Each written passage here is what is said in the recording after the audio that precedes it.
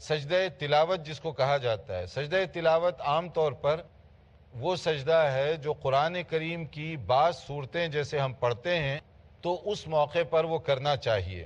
یعنی بعض آیات جن کا تعلق خاص بعض صورتیں ہیں یا بعض آیات ہیں جن میں لکھا ہوتا ہے سائڈ میں سجدہ، اس کو کہتے ہیں سجدہ تلاوت.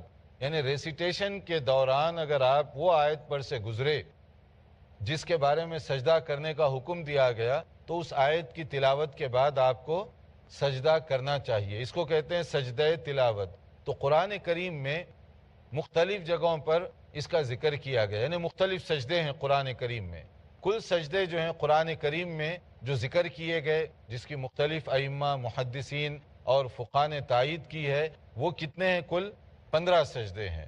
یعنی قرآن کریم میں 15 ایسے مقامات ہیں کہ اس آیت پر سے آپ کا گزر ہو تو سجدہ تلاوت وہاں پر کرنا چاہیے. اور اگر اس آیت پر سے آپ گزریں سجدہ نہ کریں تو ایک ایسی چیز جو بہت ہی مسنون ہے اور نبی صلی اللہ علیہ وسلم اس کے بارے میں اہتمام فرمایا کرتے تھے، وہ آپ چھوڑنے والے بنیں گے. یہ بھی شرط نہیں ہے کہ سجدہ تلاوت کے لیے وضو ہو. مثلا ایک قاری پڑھ رہا ہے، آپ کا اس وقت وضو نہیں تھا، اچانک وہ سجدے کی آیت سے گزرا اور اس نے سجدہ کیا تو آپ بھی اسی وقت سجدہ کر سکتے ہیں. وضو کی حالت میں کریں تو یہ زیادہ بہتر اور صحیح طریقہ ہوگا. لیکن سجدہ تلاوت کے لیے وضو شرط نہیں ہے، کیونکہ سننے والے تو کسی بھی حالت میں سن سکتے ہیں. جب وہ پڑھنے والا ہے اس کے لیے یہ سب مسائل ہیں. سننے والا تو کسی بھی کنڈیشن میں ہو سکتا ہے.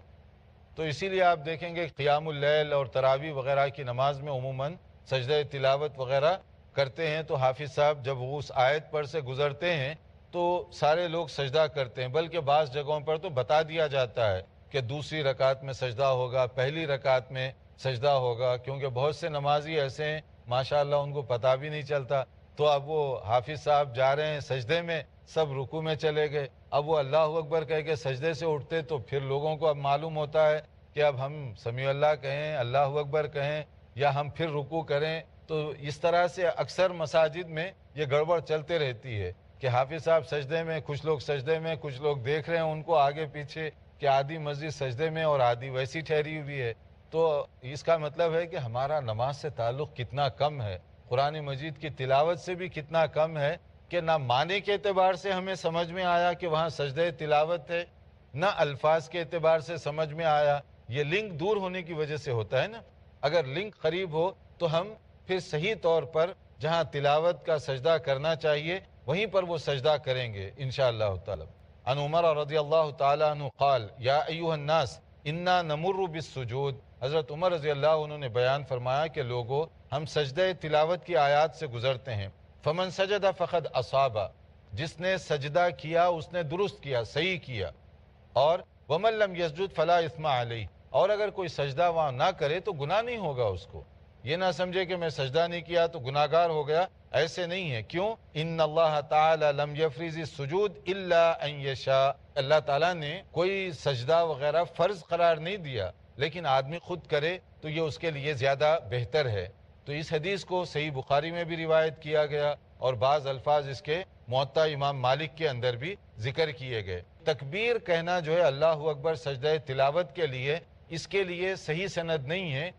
اب ایک اور مسئلہ ہے کہ سجدہ تلاوت کے لیے جب آپ سجدہ کرتے ہیں تو کیا پڑھتے ہیں اس کے اندر. جیسے ایک جگہ کہا گیا سجد وجہ للذی خلقہ وصورہ وشق سمعہ وبصرہ بحولہ وقوتہ فتبارک اللہ احسن الخالقین، کہ یہ اس کی پراپر تسبیح ہے یا دعا ہے جس کے اندر آپ دعا کر رہے ہیں کہ میں نے سجدہ کیا اس اللہ تعالیٰ کے لیے جس نے مجھے پیدا کیا، جس نے میرے نقش و نگار بنائے، میرے کان، آنکھیں وغیرہ ساری چیزیں مجھے دیں اپنی طاقت اور اپنے فضل و کرم سے. اس میں نہ میری طاقت ہے نہ میری کوئی قدرت ہے. اور پھر اس کے بعد آپ کہتے ہیں کہ اللہ تعالیٰ جو پیدا کرنے والا ہے وہ سب سے بہتر ہے، سب سے عظیم ہے، سب سے اعلیٰ ہے. یعنی ہر اعتبار سے اللہ کی حمد و ثنا کی جا رہی ہے. اگر آپ یہ پڑھ لیتے ہیں ایک زیادہ بہتر شکل ہے. اور اگر کسی بھائی یا بہن کو یہ نہیں معلوم تو وہ کیا کرے گا؟ وہ نارمل جو تسبیح ہے سبحان ربی الاعلی اگر وہ پڑھ لے گا تو وہ بھی اس کے لیے کافی ہو جائے گی. لیکن جب ہم قرآن کریم پڑھ ہی رہے ہیں تو کم سے کم کوشش کریں کہ وہ دعائیں بھی سیکھ لیں تاکہ اس میں زیادہ خیر و برکت ہو سکے.